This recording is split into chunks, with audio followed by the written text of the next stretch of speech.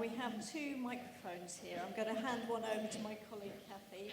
And do we have, so we're just going to unmute. Do we have any volunteers to make comments, to ask questions? I know you might want to pause for thought. There we go, one straight away.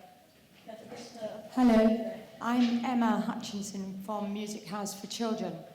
And I just thought about this, what you've said and the gaps in the research that the Coalition has done.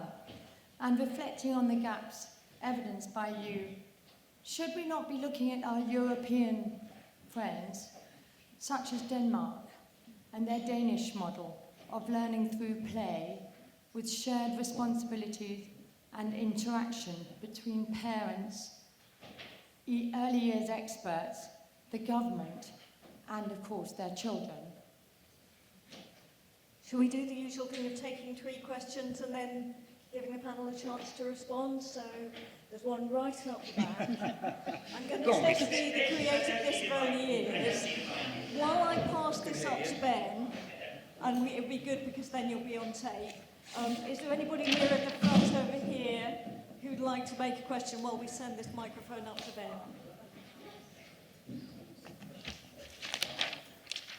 I'm concerned about the emphasis on the correct interpretation of the inspection requirements, because I don't think when the information, for example, in the proposed ELGs, like those on self-regulation, are incorrect themselves, and you're expecting practitioners to make a correct or adequate interpretation of them and the framework itself, I think we're setting practitioners up for failure, especially if we are not given workforce qualifications or training that embed that knowledge correctly, instead of in a tick box manner, which leaves them thinking something is what it isn't, like self-regulation is down as knowing healthy food choices and going to the toilet independently, which is bizarre because, you know, whoever's written those self-regulation ELGs, for example, they're incorrect and very narrow, and if that's what we're telling our practitioners, that's what it means. We're endangering children who really do need support in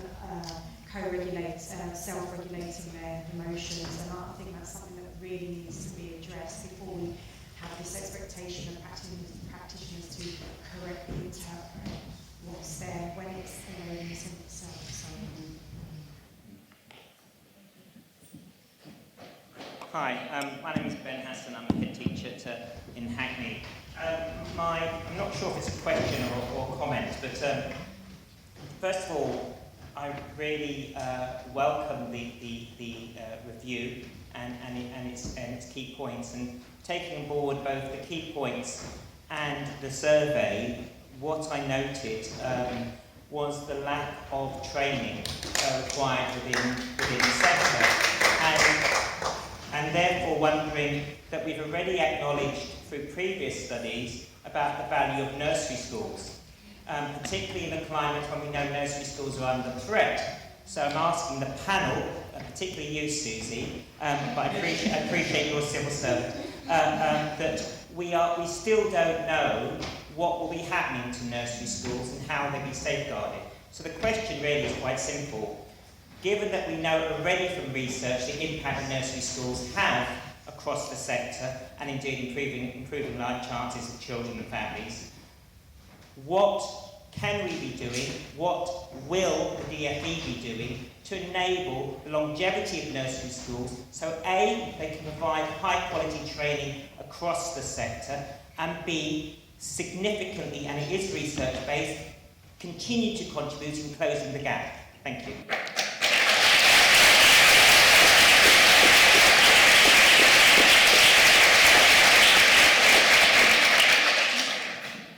Panel members, would you like to respond to whichever of those questions and comments you feel moved to? You happy to start again, Michael? I won't take the research one. I'll invite Chris to do that one. It was the point about simplification of the ELGs. I think there is a risk. These things are not necessarily simple. There is the issue where the representation of the ELGs, whilst they kept to the 17 with the single outliners in the subheadings below that, there does appear to be the risk that they become identifiable yes, no, but also within that, it does tend to limit the focus of those who are doing the observations. It doesn't become observation to inform that child's next step or the next learning attitude. It's just an observation of whether something has been evidenced or not. And I think that notion of trying to simplify things does not recognise the complexity. And I think the point that somebody made in terms of interpretation and the judgment and professionalism of the staff who are involved, that is what should be driving the notion of pedagogy and the curriculum, taking it forward. Because if, as we've seen, I'm going to be the second to mention it, the whole thing, if you simplify something which is very complex to a binary yes or no, that way monsters lie, and I would hate us to go the same way. Thank you. I was going to respond to your 1 minute. Going back to what we were saying earlier about it being a broad and balanced, appropriately developmental EYFS for children, which is what we need, because every child has that. And going back to how we train and support people right from the very beginning, and once they finish their training, that CPD, that time for CPD reflection as an individual, whether you're a childminder in your own setting or whether you're part of a wider team in a children's centre or a PBI setting or a nursery school, all are equally important. And how do we support people to do that and to understand that, and that the depth that goes into that is critically important, I think. I just say as well about the early learning goals and coming on to sort of the early years profile. I mean, I've been doing the profile for quite a few years, and linked to training as well, actually. I was accredited moderator for the EYFSP, and it was a 2-day, really intense course about how to moderate judgments. And it's interesting that the EYFS profile has been picked up in Bold Beginnings and also in the assessment consultation that came out about increasing workload. And a lot of that is perceived workload. Because if you go back, again, and I go back to it every year, if you go back to the handbook, that profile handbook, there are some absolute nuggets and gems in there. And only the other day, someone dare mention to me, you've got to see it 3 times. And I nearly screamed. So a lot of the reason that people are saying about the earliest profile is, and what I worry about is that they're going to get rid of the profile. That worries me. And as a nursery nurse, my bread and butter is observation. So what worries me about getting rid of the profile to reduce workload is actually the profile's really important. That's the rounded picture. But an element of that is the moderators have got to be properly trained. And an element of that is the early learning goals have got to be right. And self-regulation is not doing as you're told. And it's not. And as soon as... I work with Sue because I'm an early years maths person, actually. So I'm not saying don't teach young children maths. You know, children need to be taught maths. But I know Sue, and working with Sue on the early years mathematics group, is about what teaching maths looks like. And when you when you take out shape, space and measure, and then say, oh, but people will still teach it, we know historically people teach what they're assessing. So if your early learning goal is children at 4, let's remember they're going to be 4, have to, by heart, recall set number facts. Number 1, Montessori would be having a fit if she even heard about that. And number 2, that is not anything about, you know, they've got the term mastery and children excelling. And the minute you start to use those sorts of words, when you're talking about an area of learning for 4-year-olds, and actually not even down, we're talking about EYFS here, the words excelling and mastery are quite dangerous words when you're talking about children who are birth to 5 years old. Mastery, to me, is all about those good old-fashioned effective learning characteristics and teaching. And actually, no one on this panel is going to say, we want children not to be able to do their maths or their reading or their writing, but they have to be interwoven. And that is the danger of what you're saying, Lene, about how we're reducing self-regulation to, you know, doing as you're told. And the worrying thing is that if people aren't having the training, they're not getting the qualifications, they haven't got that understanding, that you know, we know that that's not what it means. So it is almost about the assessment, if we're not careful, will become a kind of a monster. I mean, and there's huge issues. I'll say one more thing before I sit down because I'm in reception and I feel really passionate about this. There's huge issues with maths and literacy being in the GLD, and there's huge issues that is the level you have to reach, and we don't care if you're 4 or you're 5. And there's a huge issue with children going to year 1, again, who have not reached those early learning goals, even in prime areas, and finding themselves being taken out and force-fed phonics or phonics screening and really inappropriate stuff. So actually, when we're talking about year 1, again, going back to that profile handbook, a key purpose of that profile is to inform dialogue with year 1 teachers, and a key purpose of that profile is helping year 1 teachers to develop an appropriate environment and curriculum for those children. And a lot of year 1 children, when they go to year 1, they're not having, it's like, you haven't finished your GCSEs, now start your A-levels. That is kind of what it's like for these children who might have just turned 5. So I think we have to be very careful. I think the wording of the early learning goals and the programmes of study really needs looking at. I think the removal of shape, pace and measure is extremely concerning, and I think we need to keep holding on to those effective learning characteristics. Thank you very much.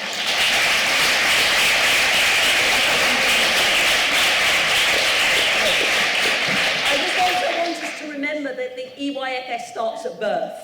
We've talked a lot about assessment, we've talked a lot about year 1.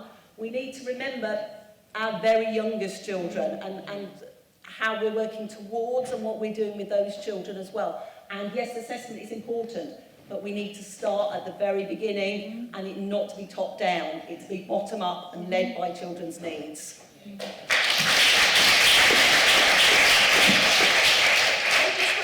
Add to your point that it is essential that we look towards what children are doing rather than having this, well, we have to look at that and we have to do this and we have to do that. If we don't look at what children are doing, we miss those opportunities to actually support their learning. For example, this is a few years ago, but it's actually when the EYFS first came out, we were doing some research in a nursery. And there was a little boy who was doing this wonderfully numerate activity with dinosaurs. And it could have easily been developed by the practitioner, by the professional. And he was called away to do his number line. And I think that, it sounds extreme to us, but actually, I don't think it's that unusual. That because practitioners are having so much to do that they think, well, I've got to do that, that and that. And you lose sight of what children are actually doing. And that way we just can't support their learning and development in this relational, pedagogic way, holistic way. That's what.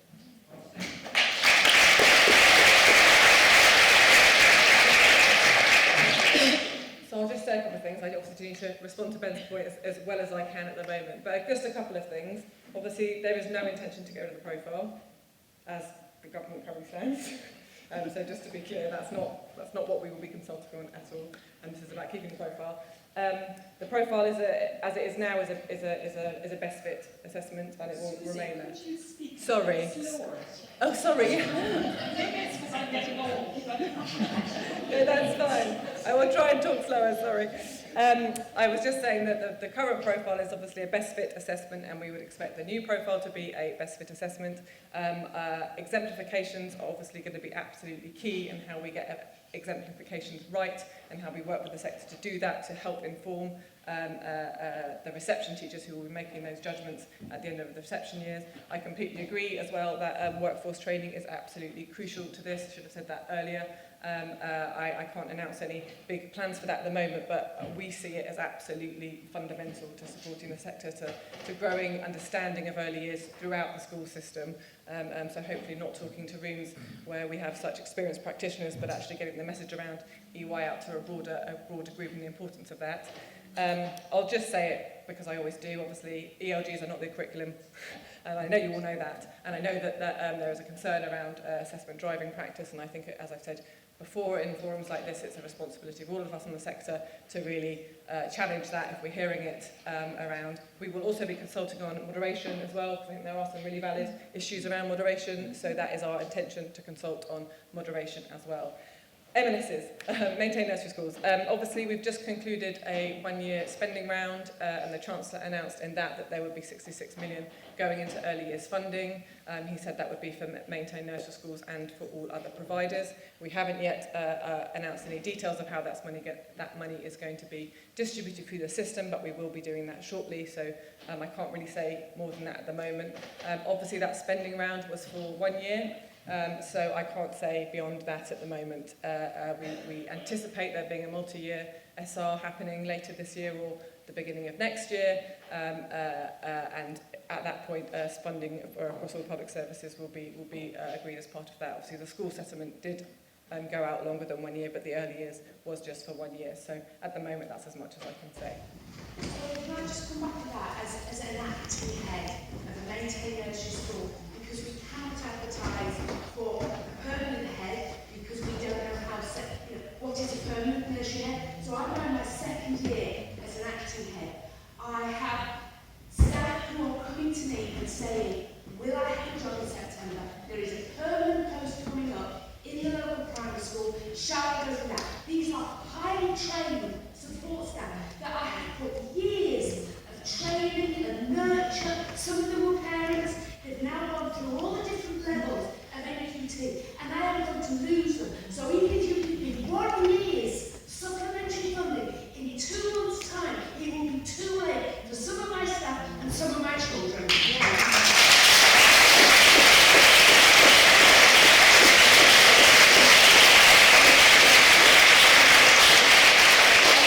I just absolutely hear that. Can I just say one thing? I'm a civil servant. I don't take decisions on your funding. I know, and please, all I was going to say is please understand that we understand the pressures out there. We are feeding that back to ministers. Our ministers have been on the record of being supportive of maintain nursery schools and Department for Education, so they do understand. We work really closely with Beatrice to make sure that we're understanding the real life implications of funding decisions or lack of funding decisions. So just to say that we do hold that in, but I just can't say any more than that at the moment, except that I do understand the frustration. And I think we all understand in the room what your position is, but I think that it feels like this is the point that we put the P for politics back into this discussion, because that spending round comes in the face of 9 years worth of swinging austerity cuts to our sector. And a lot of the issues that we see coming up in the survey about the difficulties that practitioners and settings are facing are in that context. And I think we really have to acknowledge that this evening. And that does not at all take away anything from this good lovely piece of work that's being done, because the more pieces of work like this that we do and promote, the more we can stand up for ourselves as a sector.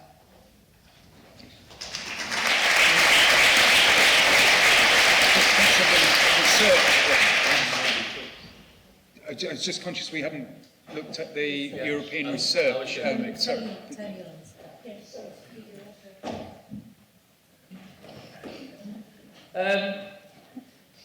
Well, I don't know where to begin. What was it, 1811, something like 1811?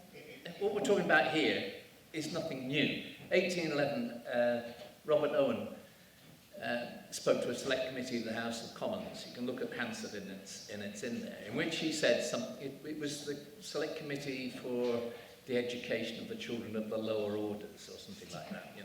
The lower orders. Well, we know it.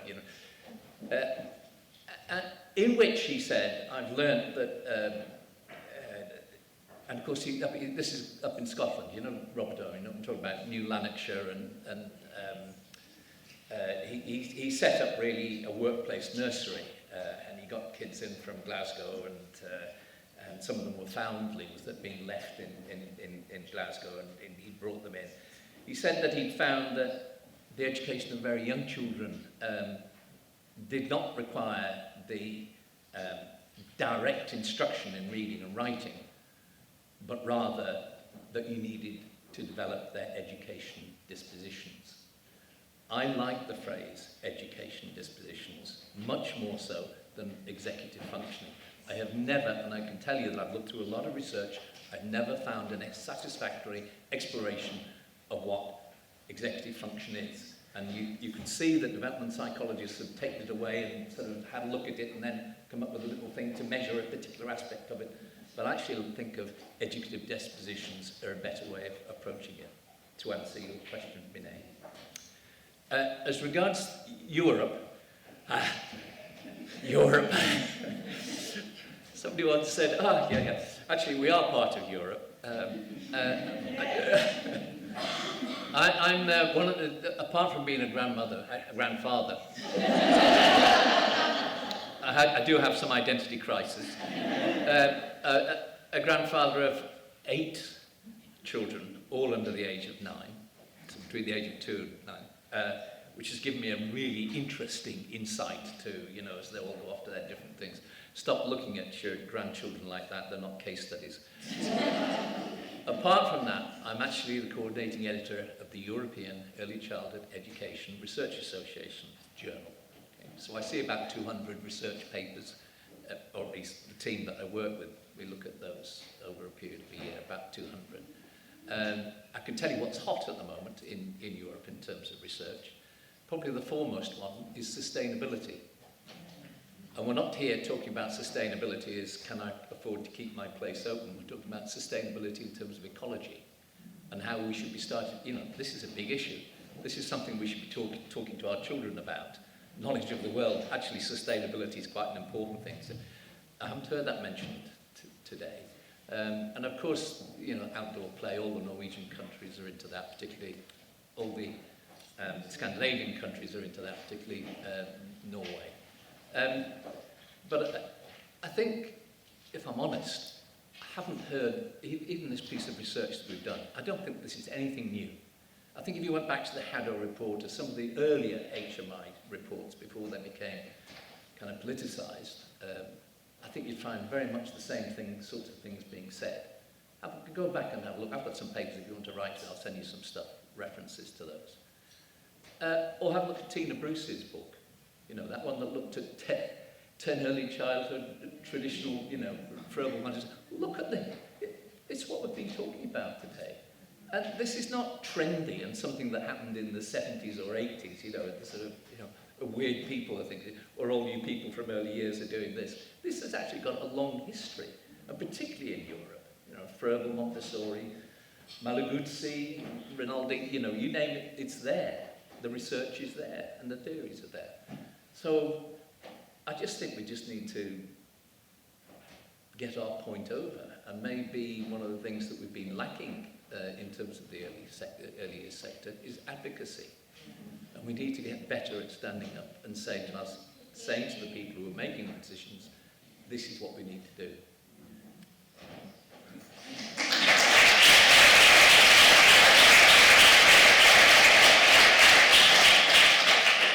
And if it also helps, the review that Chris and Tony did cover international research. It's not just England or UK. It does look at other international research in English.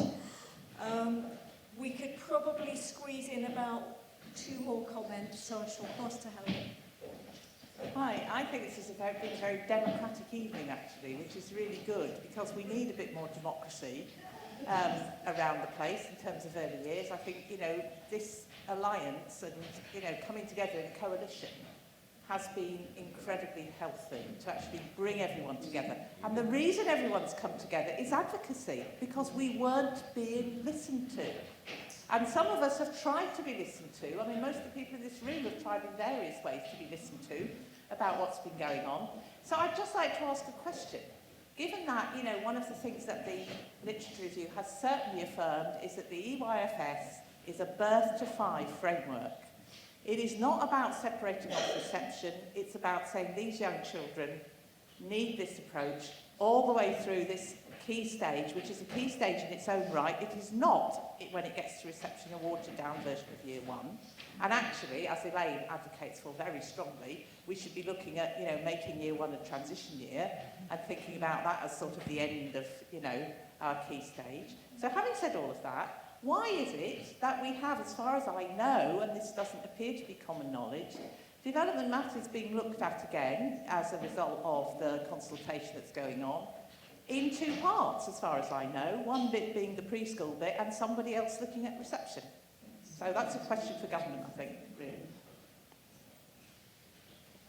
And is there there's one last question up there, I think. It's not exactly a question. It's we all know in this room how the early years are so important, and it is disappointing that governments do not recognise that, both in funding early education, but we also need to have an early years foundation stage which builds on what children already have and is not a top-down curriculum, that builds on children are not empty vessels, they have a lot to offer, every child is unique, and we need an early years foundation stage which enables qualified and very expert practitioners to develop every child's unique talents. We do not want something that is top down and which does not take advice from the research. And I just think the research document that has been shown us today, which is getting it right for children, should be taken on board by governments and policymakers. And I hope that they will.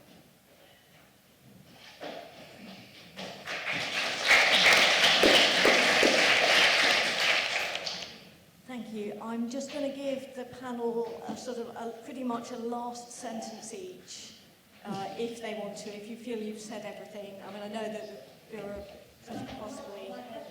Yes. So, Susie, do you want to say something in response to Helen's question? Sure. So we are reviewing development matters. It will still be one document that covers birth to age 5. There will be a specific... there will be more detailed guidance around reception. That is our intention. It's something that we've heard. I've heard that one of the first things I was told when I came into the sector, not by someone from the school system, I'll add, is that the level of guidance around reception was sorely lacking, and that we needed an addendum to the EYFS. Now, that's not what we're doing, but there will be, it will be in one document. There's no intention to take reception out of the EYFS. We're consulting with a range of experts to look at the whole birth to 5 phase, and that process will, it's a non-statutory document, so there won't be a full public consultation on it like there will be for the EYFS, but we do intend over the next 6 months longer to consult with a wide range of experts and practitioners on that.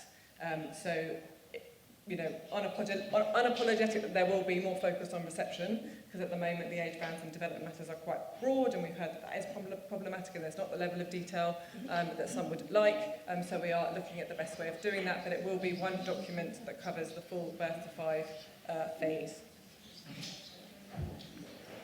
Okay, so I think we might have to have a whole other event around development matters, perhaps when Julian's at a later stage of drafting. But sadly, given the time, I will just pass, perhaps we can go this way, starting with you, Tony, for a final sentences. Sitting here, the thing that strikes me most is gender. There are men in the room, you know, 2 of them are sitting at the front, that tells you something. But there's, I guess, if you look back, I'm talking about woman, what do they call it? Womanomics here, womanomics. This is about, you know, since 1960 in the UK, if you look at the rise of female employment. So now most women are actually, even with young children, in work. That's the paid work they do, and the unpaid work that they still do at home. And I think there's a real issue there that hasn't been recognised, and that at a political level, the support for the family and for women who are working, for families who are working, just hasn't happened. And it is a seriously underfunded sector, and yet it's the foundation, we're told, all that follows. So I just think we need to look at it at a policy level in terms of redistributing the money. And if you're looking for the money, I would take it out of the university sector and put it into early years.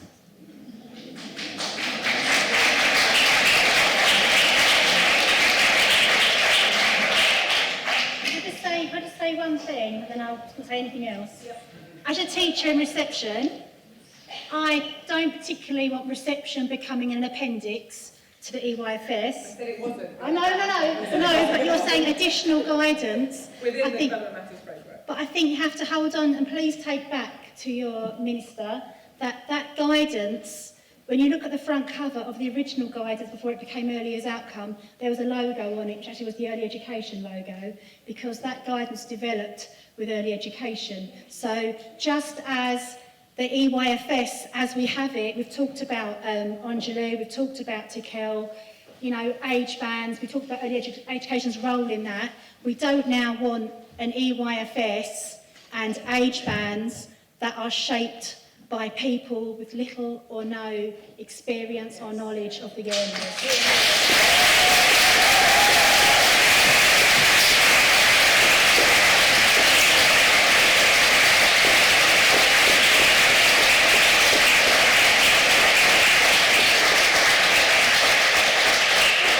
I would just like to say that Julian Grenier, who is sitting here, who is leading on this, is a fount of knowledge on the early years. And while I take your point that a lot of people feel that they haven't yet had a chance to engage, I think it's really important that we give Julian, who is perhaps at the beginning of the journey is too strong a phrase, but Julian is getting out there and talking to a lot of people and will be talking to a lot more, and we are working very hard to make sure that we, as early education and as other organisations, support him in this work. So I hope I know that there's that nervousness until we see what this looks like, but I hope people will give Julian the benefit of the doubt and understand that he is working very hard on this.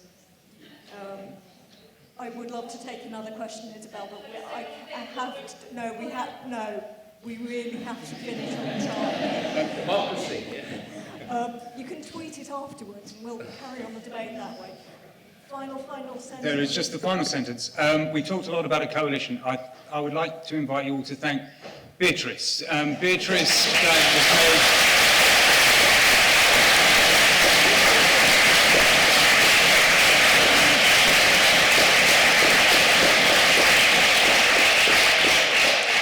As the point from Carolyn has made, there's lots of disparate voices involved in this coalition. It's an absolute testimony to her hard work and tenacity that Beatrice has got us to this stage, and it's a credit to her, and she should be very grateful.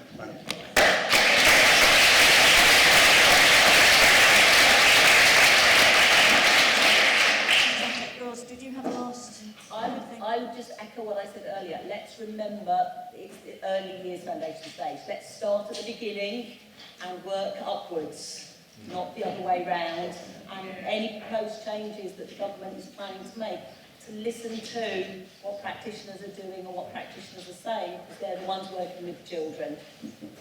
Thank you. I think that's a brilliant note to end on. This has been a fantastic event. I would like to thank all the members of the coalition, both those on the panel, those in the audience, those who aren't here today. It has been a real joint venture. And thank you to all of you for coming. We will continue this dialogue. We're continuing it with Susie and Henna at DFE on Thursday. We'll continue to feed back to you. Those of us who are on the EYFS advisory panel will try and keep feeding back when we're sort of balancing the confidentiality with the role to feedback. So thank you. Safe journey home, everybody. I know some of you still have a distance to get back and need to get to trains. Thank you, and we look forward to seeing you again.